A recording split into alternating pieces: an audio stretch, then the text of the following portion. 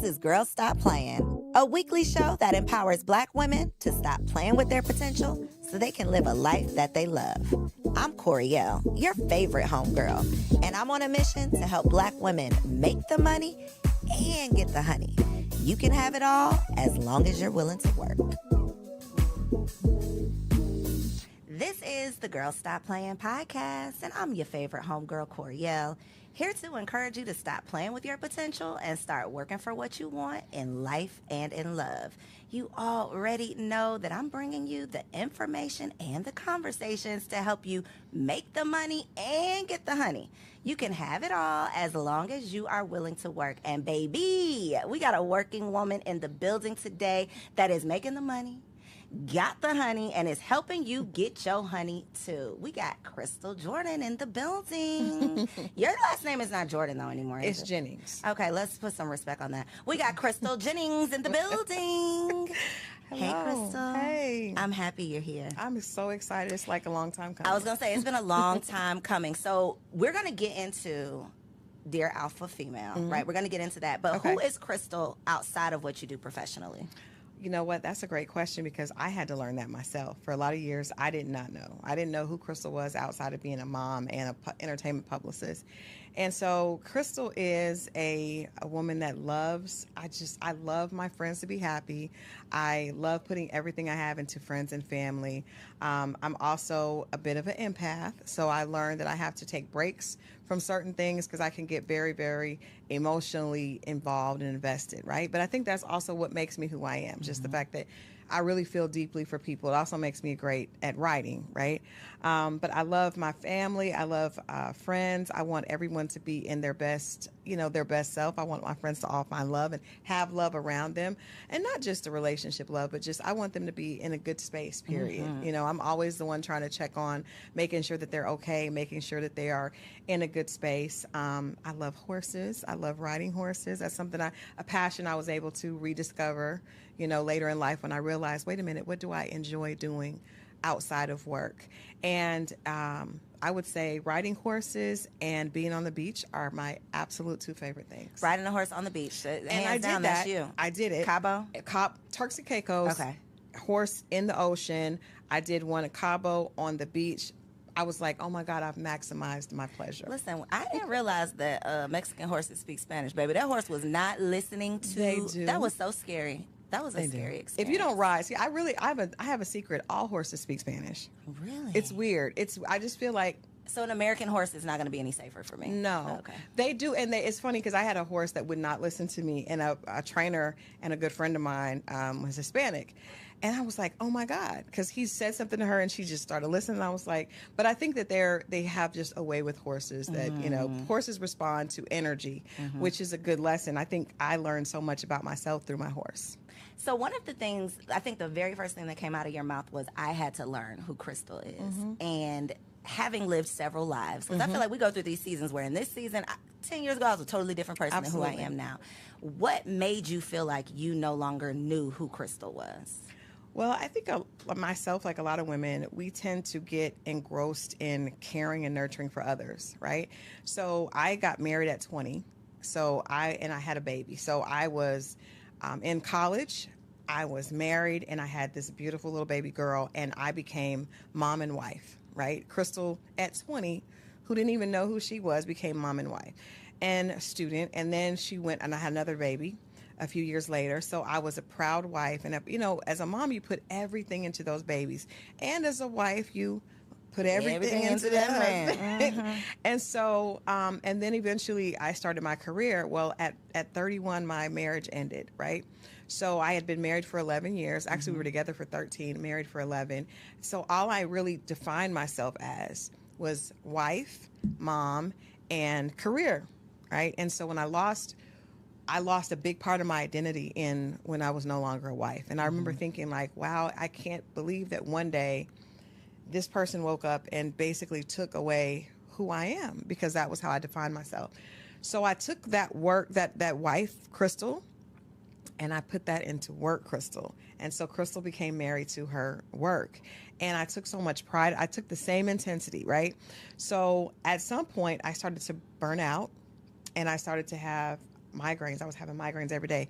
Coincidentally, my business was doing the best it ever had. I was in a great place. I was earning more money than I actually thought that I would earn on my own with my own business. I mean, that was something that just happened accidentally. And I was like, wow, this is amazing.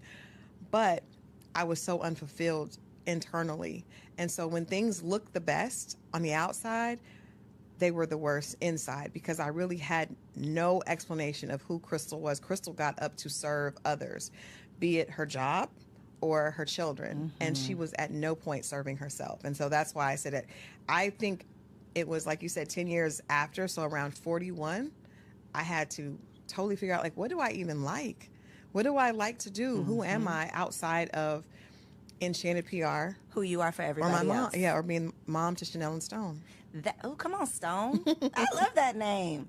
I feel like that is such a common Yeah. scenario that so many women find ourselves in, and for different reasons. I mean, I didn't have my first baby until 35, Right. and I still feel like I didn't know anything and I was not ready. So to have to make that transition at 20 before you have even had time Womanhood. to define who you are or mature or Yeah. grow into the woman who you could become, I can't imagine that. And so even if it's not becoming a mother at a young age or having a baby at a young age, it could be when you are doing so well. To your point, I'm doing so well in my career, but something just don't feel good. Like something doesn't feel right. And a lot of times it's those crossroads where we wake up or we look in the mirror and we're like, okay, wait a minute, what am I doing all this for? Right. Who am I really? What is the purpose? And so I love that you can speak to like the evolution of I recognized all of this, I learned some tough lessons, and now here I am. So I want to talk about some of these tough lessons. Okay. Because you were on the Single Wives Live we did a couple weeks ago. We're going to do it Yes. again, y'all. If you missed it, don't worry, we're going to do it again. But you talked about the fact that you were married the first time. And I don't remember exactly what you said, but what you just said right now, he took it away from me. It brought back a memory that I had in that moment of where it felt like you didn't want the marriage to end. That's what I got from Yeah. the conversation. So is Yeah. that correct? Can you Absolutely. talk to us about what that looked like? Absolutely. And I think I think it's important for us to acknowledge, a lot of times we've been taught, you know, if somebody doesn't want me or something doesn't want me, I don't want it. It's one of the 48 laws of power, right? Despise what you cannot have. But it's also not something that works for real life. It works for business and it sounds really cool, but it's also not something that works for real life. And so I was so in love in my marriage. Things weren't perfect. As we know, marriage is never perfect. But I was really, really in love, and we went through some difficult times. And as a result of us going through difficult times, my ex-husband started having an affair. And I was devastated because again, you know, when I mentioned, you asked me who I was, I'm someone that wants everything to be right for everyone, right? So I had this idea that I was going to have this perfect family, my kids, boy and a girl, dad, perfect, you know, white picket fence dog. We had everything. And all of a sudden, he was involved in an affair, and the way I thought he should get out of the affair, he didn't agree with that. And he did not. And so he decided to end the marriage. And it really did feel like I had given someone else the ability to define me because I took so much pride in being his wife. So, yeah, I was heartbroken. And coming from a mother and a grandmother that are like, girl, you better get over that. There was no place to actually just say it's okay to really mourn your marriage being over. And instead of actually mourning it, I just dove into work, right? You controlled what you could control. I controlled what I could control, and I did not allow those in my. I mean, I was basically a functioning depressive in a functioning depressive state because I didn't know what to do with all this pain, and I didn't want to. I just sometimes it felt physical how much pain there was. I mean, this is 13 years. This is the love of my life. Our families are ingratiated, right? Our children don't know anything else, and all of a sudden, one day, it's like, it's over. So when you say your mom said get over it in terms of the sadness of the divorce, what was her take on the infidelity? Did she tell you to get over that too? No, just leave him and get over it. Okay, leave him and don't look back. Leave him and don't look back. And I did. My grandmother, rest her soul, husbands come and go. You'll be fine. You're strong. You're strong. But I did not feel strong at all. You know, I felt like my identity, I felt like Crystal was just, I didn't know where she was. I grew up without my father. so when I got married, he became my sunshine. I remember writing a essay, and it was like, this is now like the sunshine of my world. So, and that was dysfunctional, but you don't know it's dysfunctional until you get out of it, or until you don't know until you know.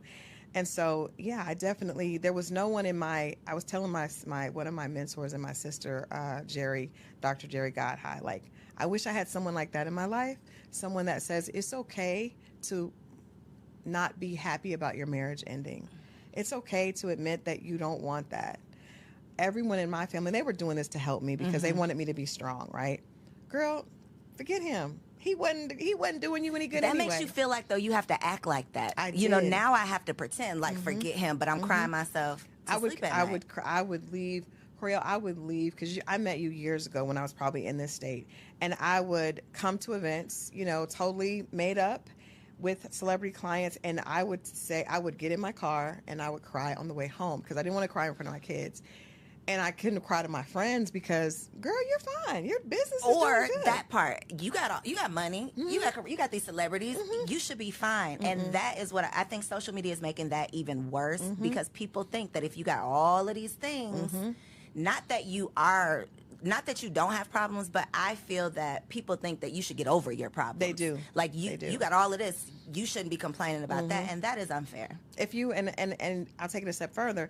As a woman, we judge each other by how we look, right? And so I probably look the best because I lost so much weight from being depressed.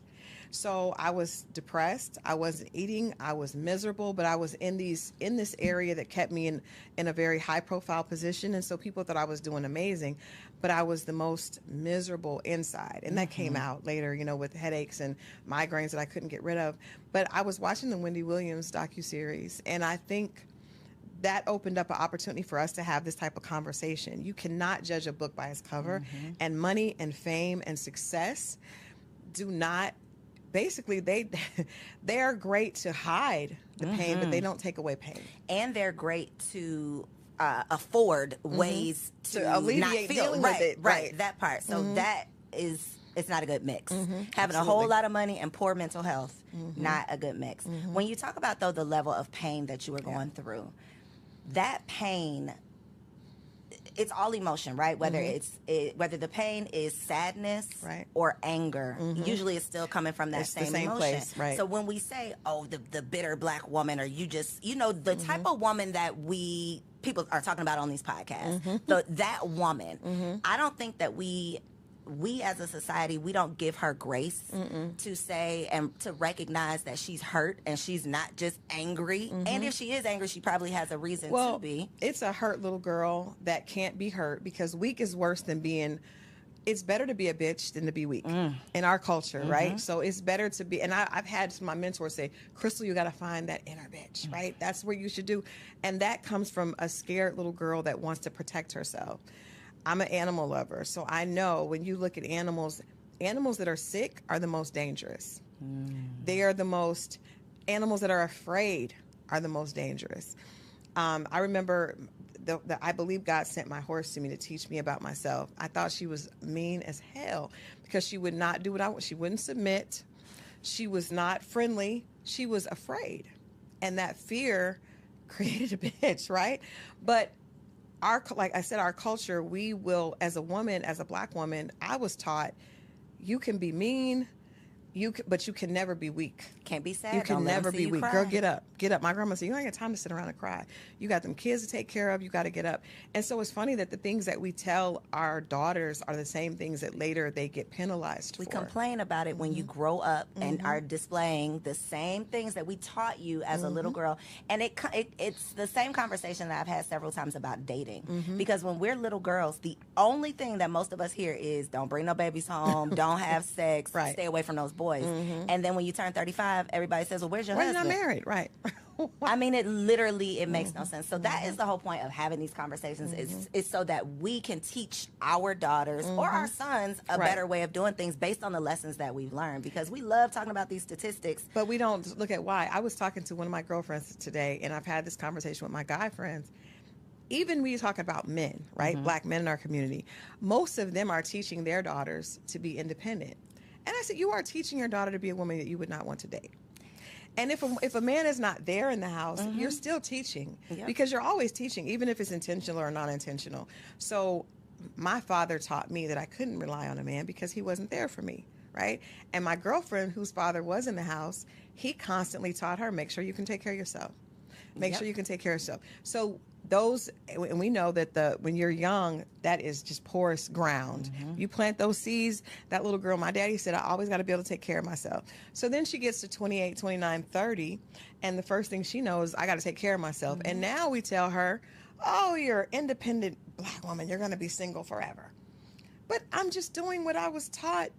I'm just following the directions my daddy gave me or didn't give me. Exactly. It's literally, it's literal insanity. The same thing we do to little girls, mothers do to their sons. They raise their sons to be the men that they hate. Absolutely. All of the things that y'all are complaining about, you are grooming your child to do the exact same thing. And men are training their boys to be a man that would not deserve their mother.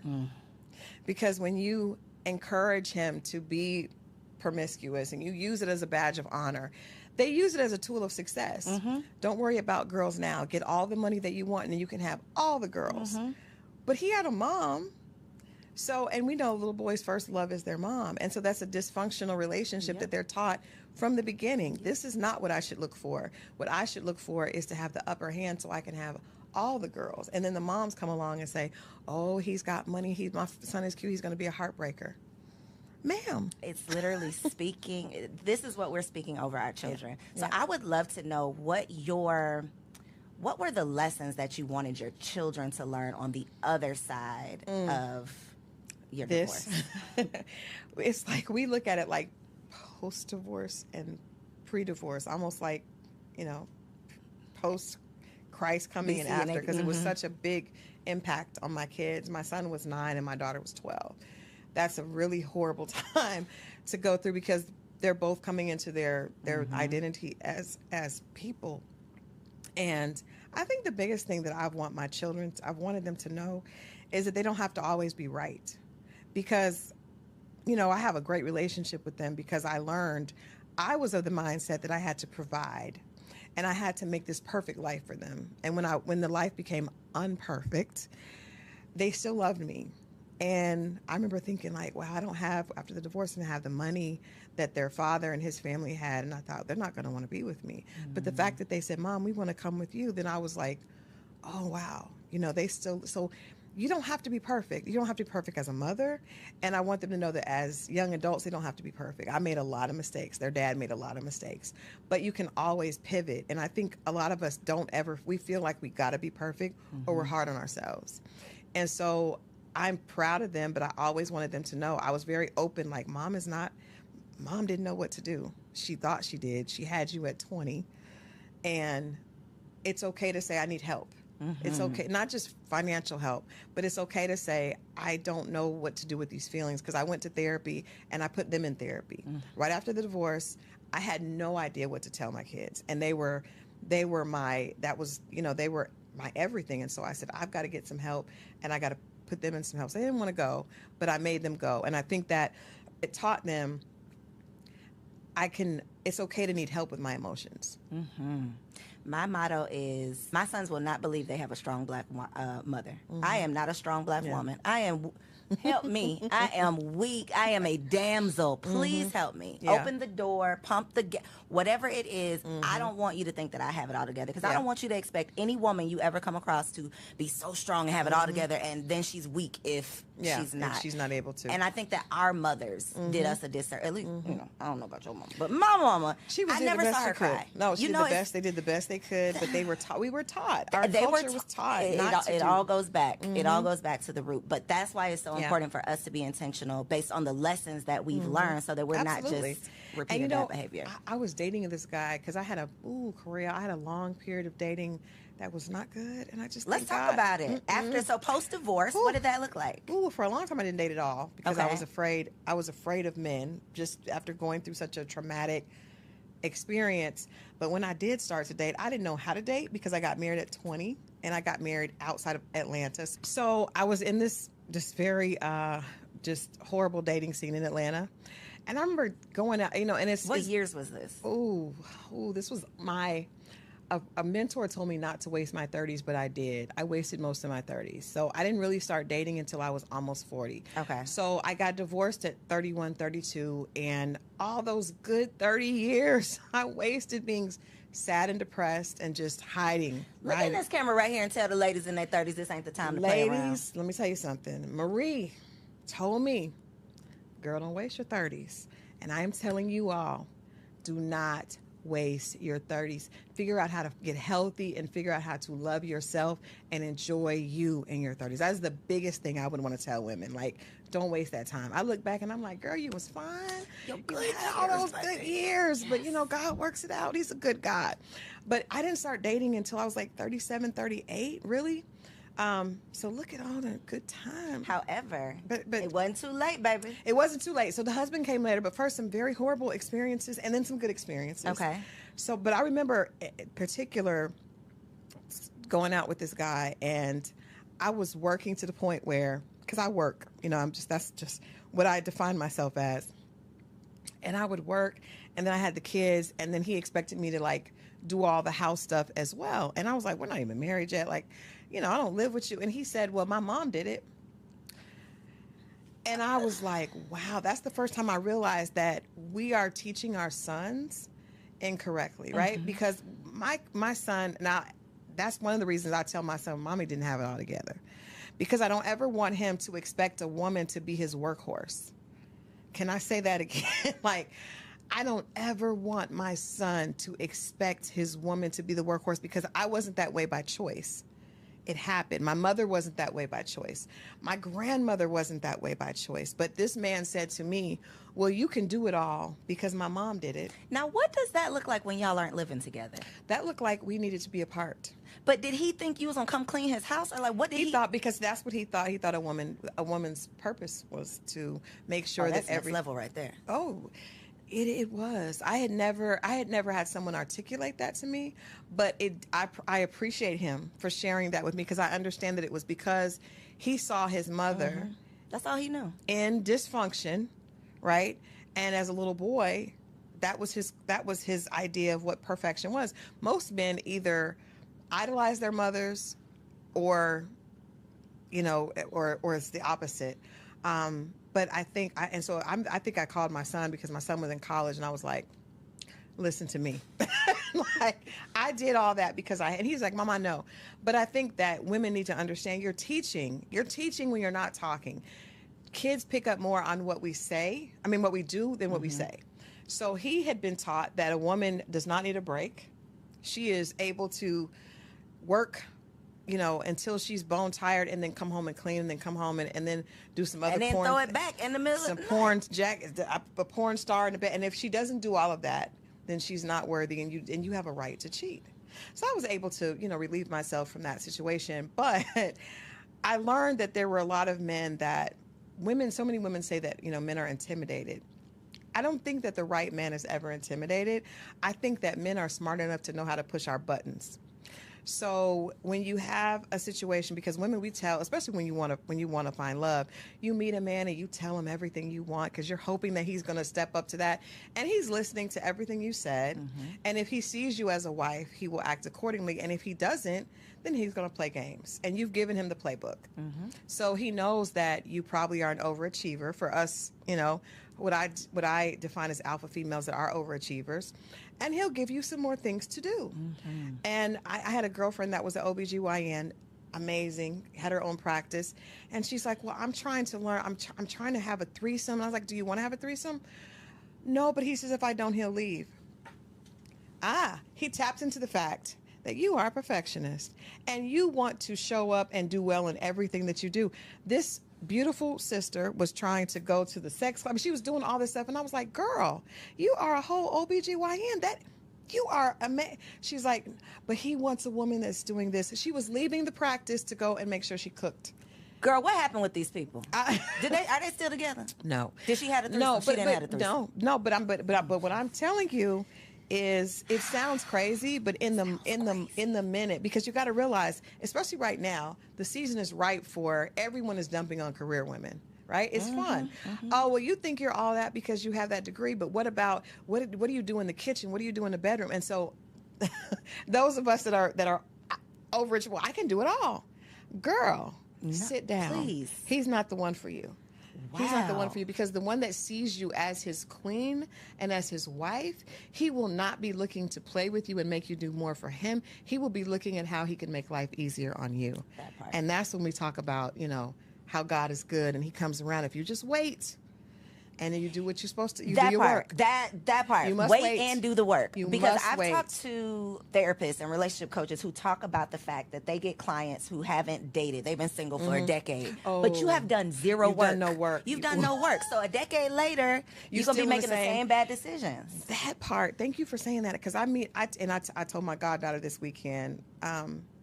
I said, one of the things I would do differently, because I didn't date for probably about 6 years, but when I started, I was emotionally very immature, because I was still, actually, not only was I 6 years behind, but I hadn't been in a relationship that was outside of my marriage. I didn't date since 20. You were a teen, So I went basically. back, and I was an idiot out here, because I didn't know. I didn't know.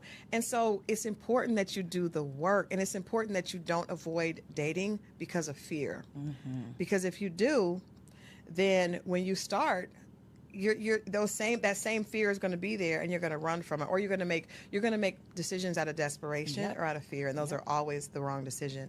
But it's interesting that when you find the man that sees you have to find the man that sees you as his wife, not the man that you Think is had gonna be wanted your to see as your husband, because that we have some of those.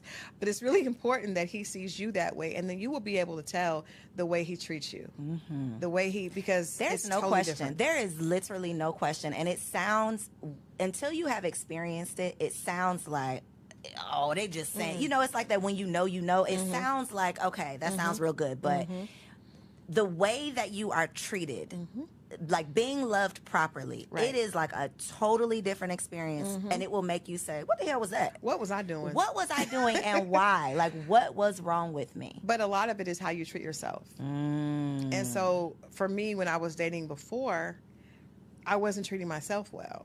They saw that I was chasing these clients and trying to be perfect for them, trying to make sure they had everything, doing all this stuff for my kids. So they were like, oh, let me jump in this. Let her do some stuff for me. Let her do it for me. So I want to get to this husband. Yay. Because, before you got to the husband, you talked about the fact that one of your challenges, which I want to bring this up because I feel like it's a common challenge, is couldn't nobody tell you nothing. Yeah. You were never wrong. And I think that for successful women, women who have been successful in any area of their lives for a long enough period of time, we start to feel like, because I've done this, I can do I'm right about everything. Yeah. Nobody can tell me anything. Absolutely. So talk about your experience with that, and then how other women who may be exhibiting those same behaviors can stop. Well, it's two things. For me, it was twofold.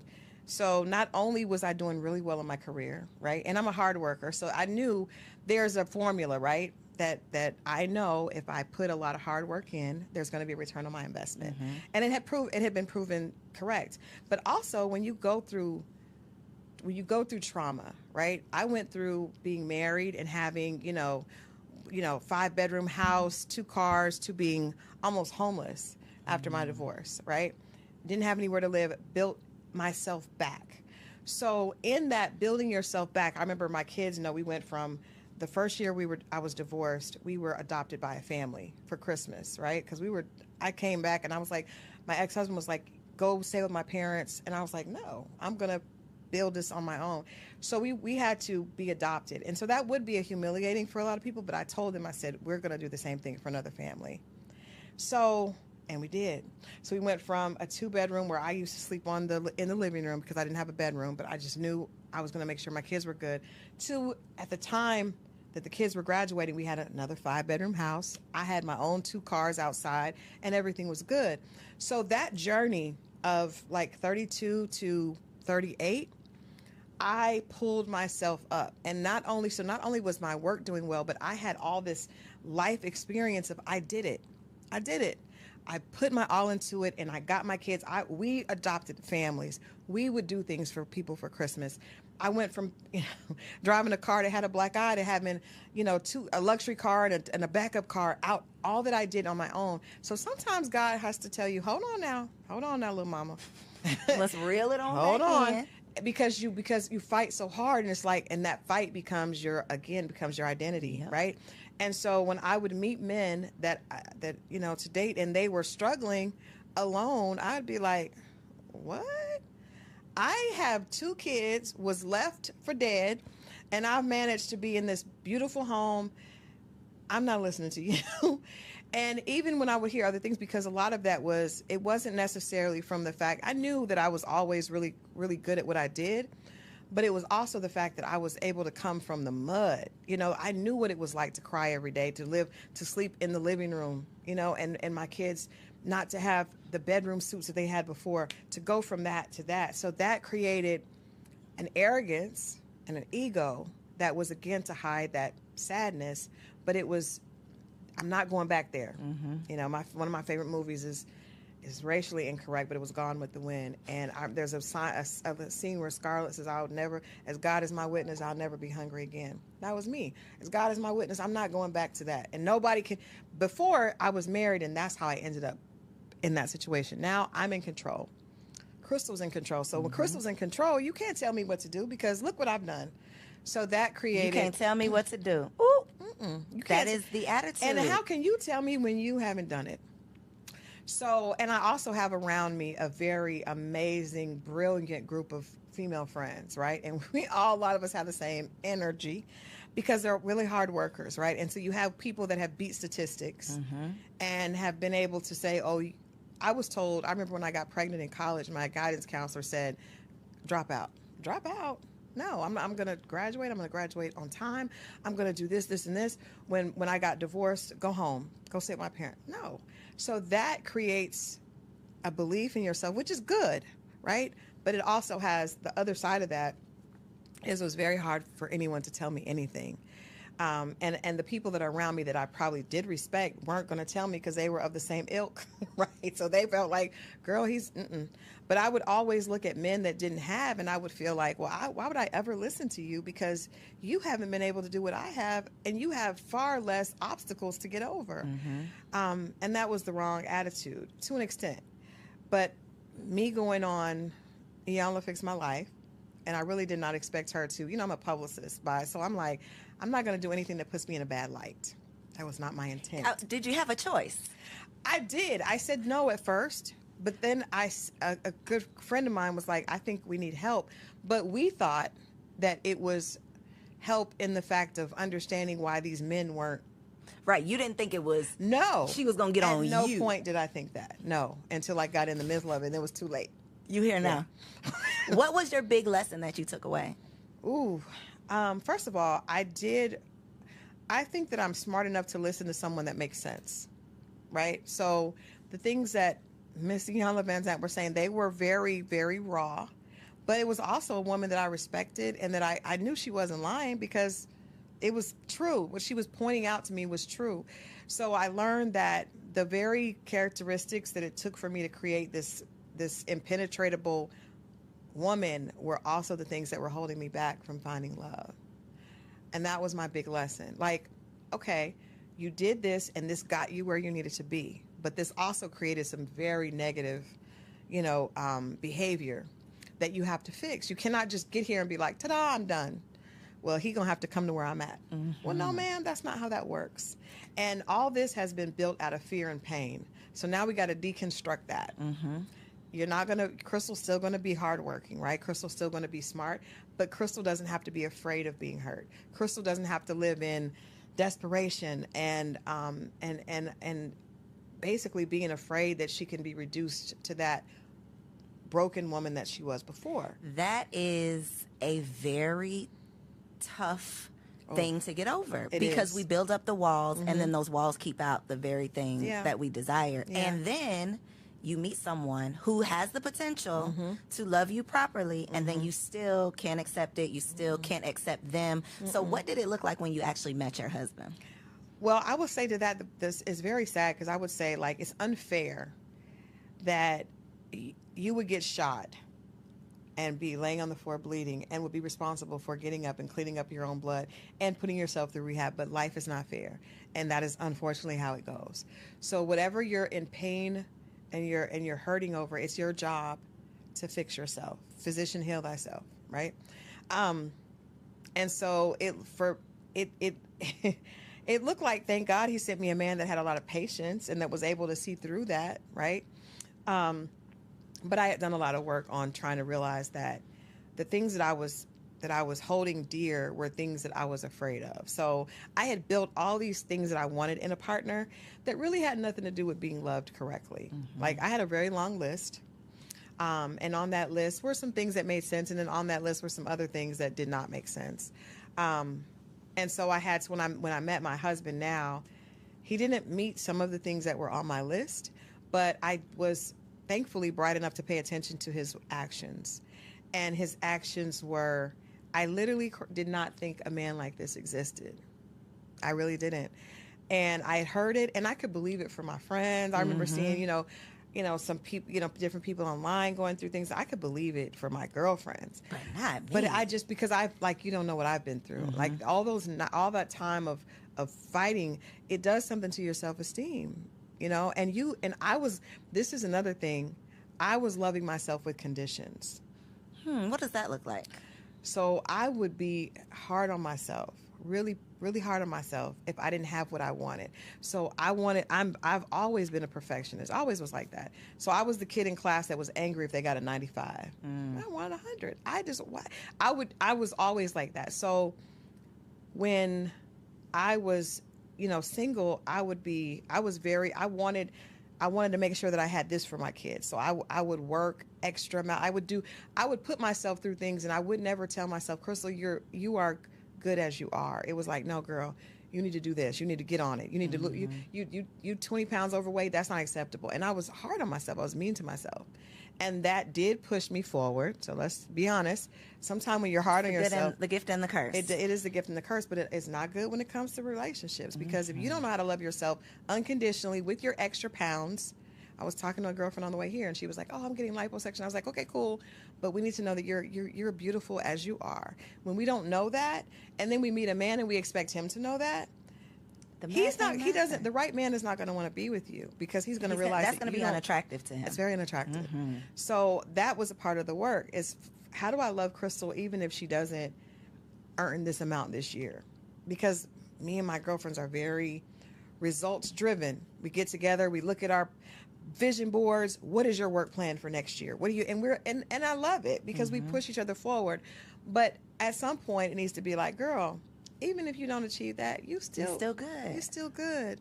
So when you went to Iyanla, you got yourself together, you met your husband. How did your transformation affect your friends who may not have evolved or went on Iyanla?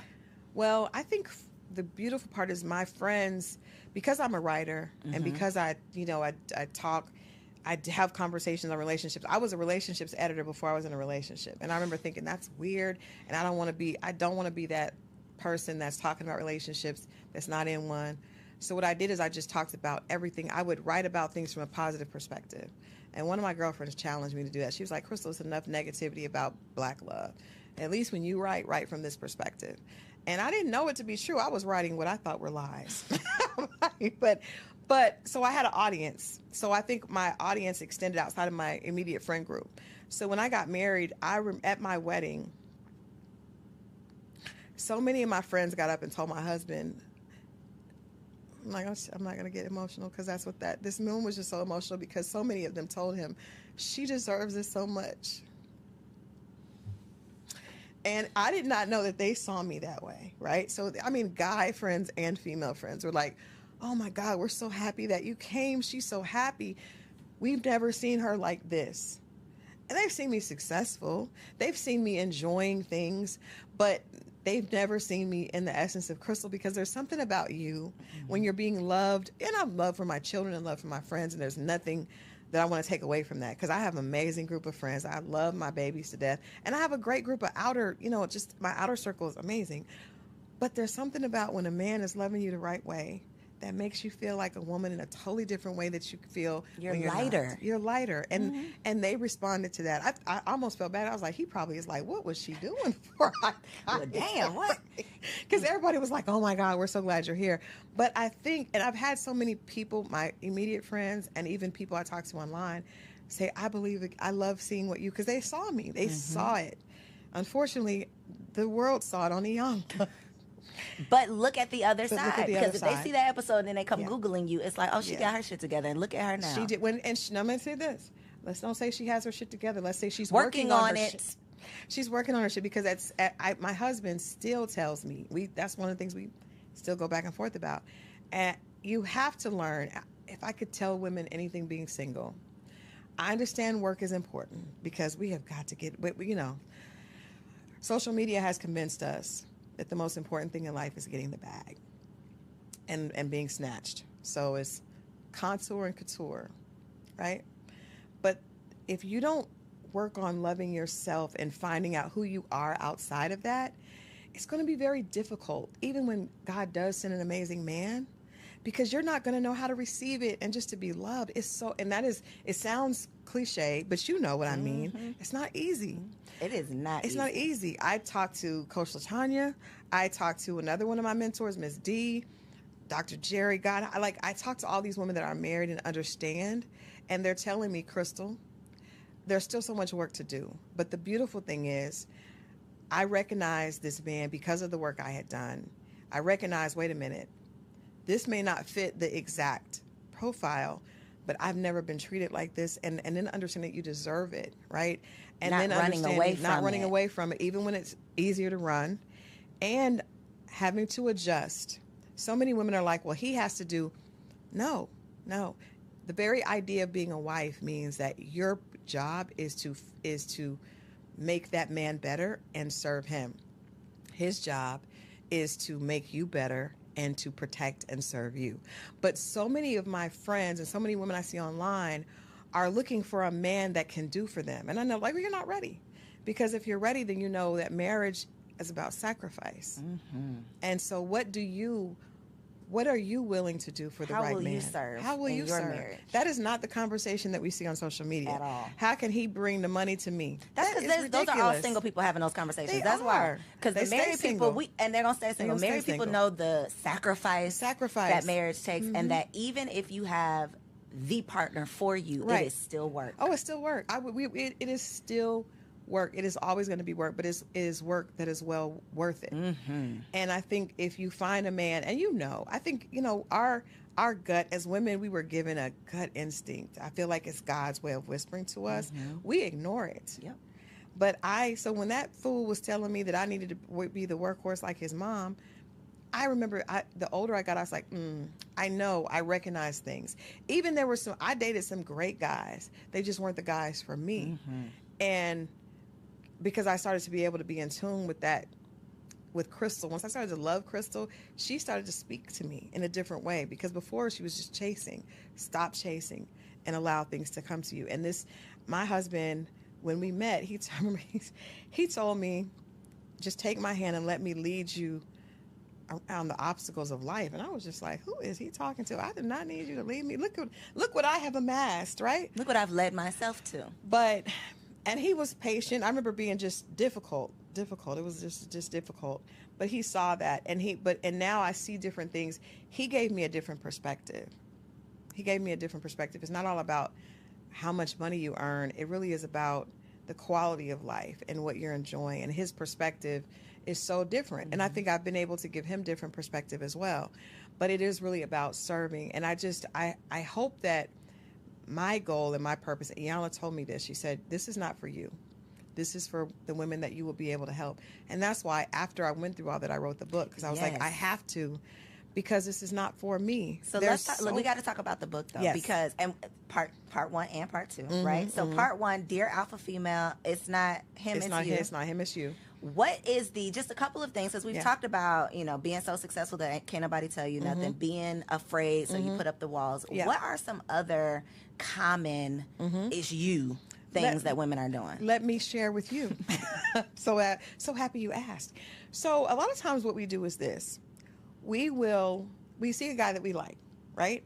And he has all the bells and whistles that say no, but we are attracted to it either because he has the financial portfolio that we think is a good fit for us, or he may have the look. He may be fine, and you just be like, or he may be able to do some things to you that make your body say yes, right? And praise God for all of those things. They all count, yes. They all count. But you are ignoring the other bells and whistles because of that. So a lot of times you're the smart, beautiful sister that you are, will try this with him. I'm going to give him a chance. There's nothing that this man has done outside of make your body sing, which is important, but not the only thing. But there's nothing that he has done to show you that he sees you as a wife. And you give him a chance. And then when it doesn't work, I'm done. Forget it. Men are all bad, and I'm not, and you want to argue, go online, talk bad about men, but you chose that man. You knew deep down inside, you knew that wasn't right, and you used that as a defense and a block. And the right man doesn't have a chance now but you made that choice, sis. So in the book we talk about, I've talked to girlfriends. We're just gonna be honest. That man is married. Okay, he's separated, but he's married. That's not your husband. But you can give me 8 million reasons, and that's fine. But then when that doesn't work, you're going to use that pain and say, well, this is what was done to me. I was hurt. Well, you hurt yourself. Yep. You hurt yourself. The lack of accountability. So you must, if you're talking about, we want to talk, because women love to dig into, well, this happened to me, and I didn't deserve it, and none of that. But God gave you a beautiful brain that you're able to use to achieve. Because I see some of the women that I relate to that are in our circle of high achieving women that are able to, you're brilliant. But when it comes to making decisions with men, you act like you didn't know. You knew. You knew. You knew. And if you didn't know, then you weren't in touch with yourself. Yes. Because you weren't listening. So when we're using those examples of men that we had no business being with anyway, and you use that as a reason that you're not giving someone else a chance, sis, that is you. So that's just one of the examples, because that's one of the things that we do a lot. We love to make the wrong decision and then use that as ammunition against the next guy. Yep. But that is all on, and I've been there. We all have been there, which is why there's no denying it. It's like we've all made bad decisions. Ask me how I know, because I did it. Because we've all done it. Wasting years. It's a journey. Wasting time. So the first book, people were a little, not that they were upset, but people don't want to be told that it's you. You are the problem. Yes. So as a solution to the first book, there is a second. I have a second book that's coming out this summer. But when I realized the response from women, I do feel like I need to double down in a way. I want people to get the message, which is why we're doing another edition of it. But the reality is, when I went on Iyanla, I was in tears. That episode, she told one of the girls was me and 3 other colleagues, and she was like, "Well, this is what happens to me." And she said, "Well, if dogs keep ending up at your door, then you need to up the wattage on your light. Maybe what is it about your light that's dim that's attracting all these dogs?" We were in. She didn't take it easy on us, right? She was not playing with us. And that's why I believe that women, at least the alpha women, women that are leaders, and I know people hate that term, but it's just about a woman that has leadership qualities, right? Iron sharpens iron. One of my favorite quotes. It's not a pretty process. Nothing becomes beautiful or valuable from just petting it and placating it. No. If I'm doing something wrong, Corey, I'll say, "Crystal, no, come here. No, wait a minute. That ain't gonna work. You stop me, right?" And that's not about, okay, because guess what? When you're in the boardroom, you have to speak with authority, right? Because you're able to speak with authority is how you're able to get promoted. You speak with authority on your platform. You can't get on there and well, I don't know really how. I'm thinking, girl, ain't nobody listening to that. So I think that it may be uncomfortable. It was uncomfortable for me, but that's what I needed. The people that were giving me, "Oh, Crystal, you're amazing," they weren't helping me. Yep. They were not helping me. So yes, I have another edition coming out, but I think that the interesting thing in this book is this Dear Alpha Female, it's not him, it's you. And I meant that, and I mean that still. But it's an interactive devotional designed to help you attract the love that you deserve. And nobody picks up on the fact that I'm saying you deserve love. The fact that you have been in leadership positions and you have these things and you're still struggling when it comes to relationships doesn't mean that you're not worthy. It means that you just have some more work to do.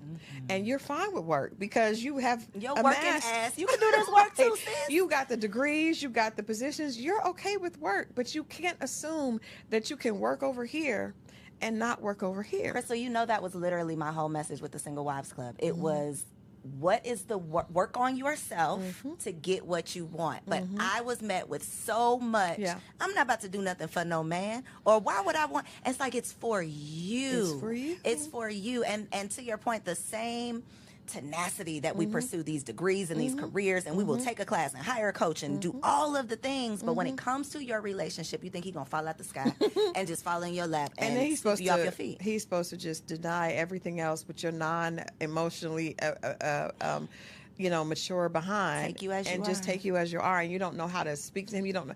I very rarely hear, especially on social media, which is why I'm so glad you're doing what you're doing. I rarely hear women speaking about what accountability do you have to a relationship, right? None. All we want to talk about is what he's supposed to do. And that's why I can understand why there is a backlash from men to an extent, right? But at the end of the day, we need to be figuring out, how can we love each other? How can we love ourselves first? Because That. you can't be empty and be a good partner.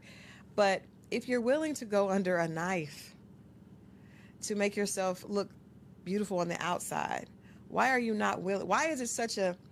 Why they beating down your door why because are you just want them to read a book? I just want you to do some internal work, but it's easy to put on the makeup and to go get all these things because it doesn't take you acknowledging that there may be something going on with you. And I think a lot of us feel like we feel undeserving inside, and we don't want to look at that, right? Because you grew up thinking that maybe you didn't. Maybe, and so you learn to get all these things to prove people wrong, but you haven't proven yourself wrong yet. And that's the problem. So you've got to go back and do that work. And it's self-work. That's the other thing too, because people have a problem with therapy. People are above people telling them, you can't tell me nothing. Tell yourself. Sis, buy the book and do your own work. It could be between you and the Lord. Right. But do the work. It's worth it. And you know what? The funny thing is, most of your girlfriends, I know, I remember I had 4 girlfriends. We would go to dinner, and I invited one of my guy friends to dinner with us, and he was like, you all are exhausting. And we know that because we're like, where are we going to go for dinner? Well, I don't want to go here. Well, because we're all women that are in leadership. And your girlfriends know you're annoying. They don't want to marry you. You don't want to marry them. And it's because all of y'all need to do some work. It was and I love the fact that we work well together. But at some point, so I just tried to say, you know what, with my girlfriends, I just want to, y'all already got the work down. You got that part. Let me just ask you how you are. Let me just talk about something else. Let's just focus on, so when you come to Crystal, it will be more about, what are you doing for you? Because you got all the girlfriends that are going to be like, let's talk about the work plan. I was one of those girls. But it's like, I knew if somebody were to ask me, some of my guy friends say, is this girlfriend still single? Yep. You know that, though. We know that about our friends, but we don't tell them. I tell them. Well, but now I do, because I didn't know before. But I tell them, and they know. How do they receive it? They honestly, because, I mean, these are my close friends. They know, and they know that I'm telling. They know In that love. I'm living. And you're telling them Proof. in love. And they know that I'm still struggling. I did not learn to not have I still sometimes have the laptop in the bed. But my husband was like, this isn't going to work. You need to cut this. Where are the boundaries for work? And every girlfriend I have doesn't have boundaries for work. I literally told my husband 3 days ago that I've been treating my marriage like a side chick. And I've decided that my marriage is going to be my business. That's what y'all need. That's it right there. Yeah, that is it. that's Because it. even if you meet the man, it's it's not going to just magically, you're going to just throw your laptop and close down your business. You're It's not struggles. going to do that. I'm so struggling. it's still, listen, it's a constant struggling. struggle. And I think that hit me kind of hard, Coriel, because I probably, if my husband sees this, he's going to be like, all in my face. I don't want him in my face. Leave us alone. But We're trying. but I'm trying. I'm working on it. He knows I'm working on it. But that's true. And I think if you have to get in that mindset, it's like when you go to college, right? And you go back to work on your advanced degrees. You get in the mindset of, no, I'm getting ready to start this master's program. So I got to, I know I'm going to have to be on it. If you really want a relationship, and I hate that we have to talk about it like this, but this is what we understand. Is what we get, yeah. I understand. I was like, well, I want a return on my investment. Well, you can't get a return on your investment if you're not willing to sacrifice. every return on investment comes with sacrifice. Gotta give up something. You got to give up something. And so if you really want a loving relationship, you have to be willing to sacrifice. And you have to be willing to consider that what has worked for you has to change. I had a guy friend tell me, when you get married, that means that you are willing to change and a lot of women just want to add the man on the side. And you just come along and get with my program. Yeah, I'm already doing this. And I want him to look a certain way and earn a certain thing, and I just add him to the mix. Mm-hmm. Well, nobody wants to be treated like that or looked at like that. So he's going to go find somebody that's going to make him the priority. Needed and feel like he has a place to fit in. I think that's some great advice for single women, too, is creating space. Yep. And it could be physical space, clearing out a drawer for this man that you're manifesting, or actually carving out time where you say, these are my boundaries. Practice closing your laptop now. So that when you meet the man, you're not like us and having a hard face. Time. Please. I'm still having a hard time. It's a struggle. It is. Getting off not taking work calls after a certain time. But see, those are boundaries that Crystal didn't set for Crystal. And I'm telling you what, with every guy I dated in the past, it was unattractive. I just didn't know it. I thought they were intimidated by my success. No. They didn't care about it. They just wanted to talk to me. And because I wasn't available, they found someone that was. I remember I told a guy, he asked me to take me out, and I looked at my calendar and I was like, I don't have any opening for 2 weeks. And my single guy friend was like, Crystal. But I didn't. I was like, I'm traveling. And they were like, that ain't how this works. Date you? Yeah. It's not intimidation. I think so many women are going to hear what you're saying right now and be like, oh. So listen, send this to a friend. You know which friend. You know which friend to send this to. Just send it to a girl. I saw this episode. Don't tell her why. Just tell her to tap in. This woman on there, she had this great story. Send it. Wink, wink. Please look in this camera right here, though, and tell them where can they order their friend a copy of this book. Yes, get one for you and your friend, because if that's your friend, usually birds of a feather flock together. So I know for me it did. And actually, one of my best friends wrote the foreword, Chili from TLC, and she wrote the foreword. She and I both are in beautiful relationships after both being single for a very long time. But you can go to Amazon.com. You can go to Barnes & Noble. You can go to Walmart. Any place. You can go to my website. You can go to dearalphafemale.com. You can go to The Real Crystal Jordan. But, get the book, and I promise you, there's information here that you'll be able to relate to. We talk about how the alpha personality, for most of us that are overachievers, it was created when we were little, right? I was a straight A student that always had to be on the honor roll, always had to do this, always breaking statistics. It's a beautiful thing. It's like black girl magic, but what's on the other side of that magic, right? On the other side of that magic. And so please get this book. It really is, it's time for us to allow the overachieving little girls inside of us to relax. We owe her thanks for carrying us thus far, but it's time for her to exhale. It's time for her to let go of her fear. It's time for her to be loved unconditionally, and it's time for her to grow. This is my love letter to all my alpha sisters. So if you want marriage on the other side of that black girl magic, log on dearalphafemale.com. Check out my girl Crystal, and I will catch y'all on the next episode. So if you made it this far, I just know you loved that episode. Well, what you did not know is that we recorded it right here in ATL at Elevate Studios. Yes, your girl has her own studio, y'all, and it's not just for me. I'm opening it up for you too. So if you have a podcast, if you are a vlogger, a YouTuber, or a content creator, and you are looking for a professional studio to record your content, or you want to hire me and my team to fully produce your content, make sure you check out the show notes below or log on to elevateagency.com.